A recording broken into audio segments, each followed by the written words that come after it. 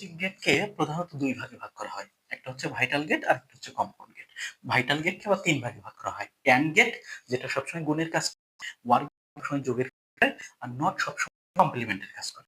Compound গেটকে আবার চারটা ভাগ করা হয়। একটা হচ্ছে এক্স ওয়ার গেট, একটা নর গেট, আর একটা হচ্ছে আর একটা হচ্ছে নর গেট। এই ন্যান্ড এবং নরকে আবার ইউনিভার্সাল গেট বলা হয়। আমরা ভাইটাল গেট নিয়ে আলোচনা করব। ওয়ার গেট, ওয়ার গেটের ইনপুট দুইটা এ এবং বি।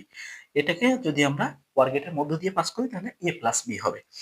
এখানে A B R A plus B সত্যক সারণীর মাধ্যমে আমরা দেখছি যে এ জিরো বি জিরো, আউটপুট হবে জিরো।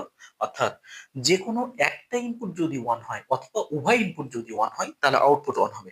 যেমন zero one one, one zero one, one one one.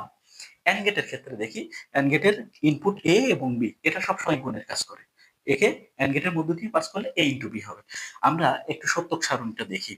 অর্থাৎ A zero zero one one, B zero one zero one.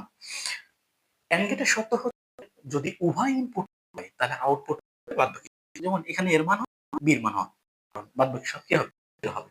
Not get সবসময় কমপ্লিমেন্টের কাজ করে। অর্থাৎ এ সমান যদি হয় ওয়ান তাহলে কমপ্লিমেন্টের মান কি হবে জিরো, আর এ সমান সমান যদি হয় জিরো তাহলে তার কমপ্লিমেন্টের মান কি হবে ওয়ান হবে। তো এখানে এ যদি ইনপুট হয় এ তার কমপ্লিমেন্ট হবে আউটপুট, এ তার কমপ্লিমেন্ট যদি হয় ইনপুট, আর এ হবে আউটপুট।